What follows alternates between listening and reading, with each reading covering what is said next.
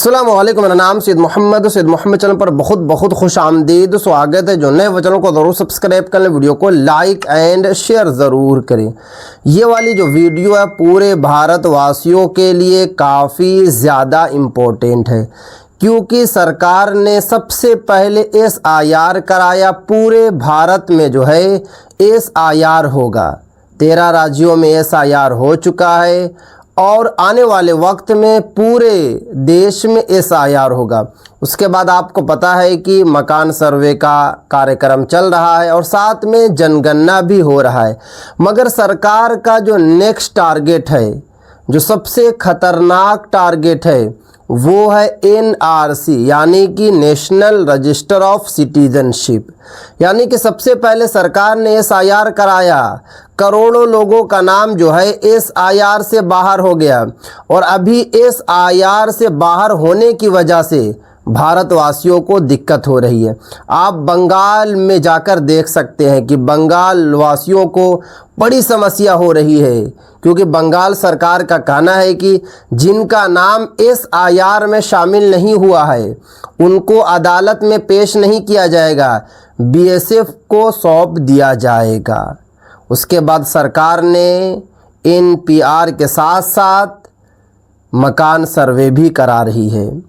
अब सरकार का जो टारगेट है NRC, अब बात ये आती है कि NRC कब से शुरू होगी और आप लोग किस तरीके से नागरिकता साबित करेंगे, क्योंकि पूरे भारत में सिर्फ और सिर्फ अभी NRC असम में हुई है। 2019 में असम सरकार ने NRC कराया। 18 लाख लोगों का नाम NRC से बाहर हो गया।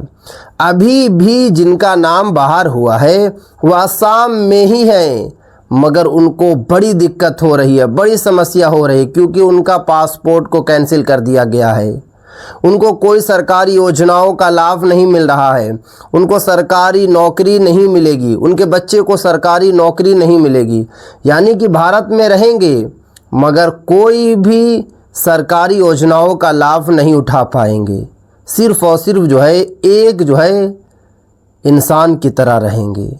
इसीलिए पूरे भारतवासियों को जो है नागरिकता साबित करना होगा, क्योंकि मैं कई वीडियो जो है NRC पे बना चुका हूँ, मगर लोगों को लगता है कि NRC सरकार नहीं कराएगी। यही आप लोगों की बड़ी गलतफहमी है, क्योंकि सरकार ने SIR कराया। कभी आपने सोचा था कि सरकार जो SIR कराएगी? कभी आपने सोचा था कि सरकार जो है इतने बड़े पैमाने पर जो है मकान सर्वे कराएगी? और आपको लगता होगा कि मकान सर्वे से कोई दिक्कत नहीं है, कोई परेशानी नहीं है, तो आप लोगों को 1 साल के बाद जो है दिक्कत दिख जाएगी। क्योंकि जब बिहार सरकार ने बिहार में भूमि सर्वे कराया 2024 अगस्त के महीने से, तो बिहार सरकार ने यही कहा था कि भूमि माफिया को हटाना है।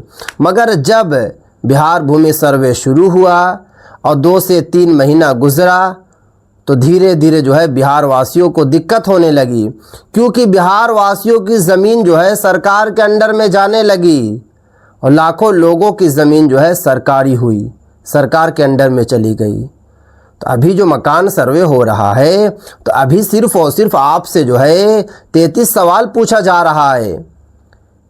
उसके बाद 1 मार्च 2027 से जो मकान सर्वे होगा उसमें आप लोगों को असलियत पता चलेगी। तो इसलिए सरकार जो भी कराती है, मकान सर्वे हो या SIR हो या फिर जनगणना हो, आप लोगों को सीरियसली लेना होगा। मगर यहाँ पर अगर ऊंच नीच होता है तो आप लोगों को ज़्यादा दिक्कत नहीं हो रही है। जैसे कि अगर आपका नाम SIR में शामिल नहीं हुआ तो आपको मौका दिया जा रहा है कि आप जो है दोबारा जो है फॉर्म 6 भर लें और वोटर लिस्ट में नाम को शामिल कर लें। इस तरीके से आपको पता है कि अगर आपने मकान सर्वे में गलत जानकारी दिया, सही जानकारी नहीं दिया, तो आपको नोटिस मिल रही है, आपको मौका दिया जा रहा है, मगर NRC में कोई मौका नहीं मिलेगा। अब बात ये आती है कि NRC आप लोगों को किस तरीके से जो है साबित करना होगा। सबसे पहले मैं आपको फिर से बता देता हूँ कि ये माइंड में आप लोग बैठा लीजिए कि आने वाले वक्त में जो सरकार का जो नेक्स्ट टारगेट है वो NRC ही है। क्योंकि बहुत सारे लोग मुझे पर्सनली मैसेज करते हैं कि मोहम्मद भाई NRC जो है शुरू नहीं होगी, तो मैं आप लोगों को फिर से बता देता हूं कि एनआरसी शुरू होगी। आप जो है कि न्यूज़ जाकर देखिए, सरकार की आप लोग जो है मंशा देखिए। कभी असम वासियों ने नहीं सोचा था कि असम में जो है एनआरसी होगी, तो आप लोगों को ज़रूर लग रहा कि एनआरसी जो है नहीं होगी, मगर ज़रूर होगी, क्योंकि सरकार जो है जो चीज़ भी कराती है अचानक से कराती है। एसआईआर भी सरकार ने अचानक से कराया, मकान सर्वे भी इतने बड़े पैमाने पर जो है अचानक से कराया। हाँ, जनगणना ये ज़रूर है कि जनगणना हर 10 साल पे होता है, जनगणना को आप छोड़ सकते हैं, मगर सरकार ने एसआईआर के साथ साथ जो है मकान सर्वे वो भी इतने बड़े पैमाने पर अचानक से कराया। तो इसीलिए सरकार जो है अचानक से जो है एनआरसी भी शुरू करेगी। अब देखिए, एनआरसी में आप लोगों से जो दस्तावेज़ मांगा जाएगा वो आधार नहीं मांगा जाएगा, पैन नहीं मांगा जाएगा, राशन नहीं मांगा जाएगा, वोटर आईडी कार्ड नहीं मांगा जाएगा। हाँ, एक डॉक्यूमेंट चलेगा, वो है आपका सपोर्टिंग डॉक्यूमेंट में, वो है पासपोर्ट।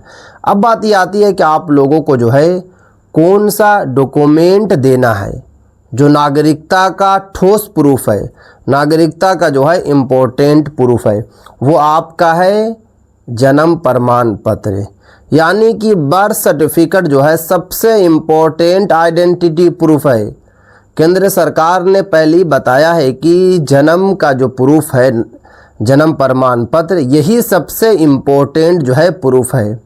अगर आपके फादर या ग्रैंडफादर जो है 1987 से पहले पैदा हुए हैं और उनके पास कोई भी डॉक्यूमेंट है, जैसे कि वोटर आईडी कार्ड हो या मकान का जो है कोई भी कागजात हो, तो उससे भी आप लोगों को डायरेक्ट जो है नागरिकता मिल जाएगी। क्योंकि साफ साफ जो है लिखा हुआ है नोटिफिकेशन में, 1987 से पहले जिसके पास दस्तावेज होगा उनको कोई दिक्कत नहीं होगी, कोई परेशानी नहीं होगी। सिर्फ़ और सिर्फ उसमें शर्त यह है कि डॉक्यूमेंट में नेम जो है ठीक होना चाहिए और अभी से मैच होना चाहिए। जैसे कि एक मिसाल है कि आपके दादा का 1987 से पहले कोई भी डॉक्यूमेंट है, एक मिसाल है कि मकान का कोई भी कागजात है, केवाला है, खतियान है, तो वो उसमें जो भी नेम है वो आपके फादर के नेम से मिलना चाहिए, और आपका वोटर आईडी कार्ड या आपके पास जो भी डॉक्यूमेंट है वो आपके फादर से मिलना चाहिए, तभी आप लोगों को नागरिकता मिलेगी, वरना आप लोगों को नागरिकता से जो है वंचित कर दिया जाएगा। तो इसलिए सरकार का जो नेक्स्ट टारगेट है, सरकार का जो नेक्स्ट मिशन है, वो सिर्फ़ और सिर्फ जो है एनआरसी ही है। तो इसलिए आप लोग सावधान और सतर्क जो है ज़रूर रहें। तो आप लोग इस चैनल को ज़रूर सब्सक्राइब कर लें, क्योंकि जो भी अपडेट निकल कर आएगी, एनआरसी से निकल कर हो या फिर मकान सर्वे से निकल कर हो या जनगणना से निकल कर हो या फिर एसआईआर का मामला हो, सबसे पहले आप तक जो है वीडियो बनाकर पहुंचाने की कोशिश की जाएगी।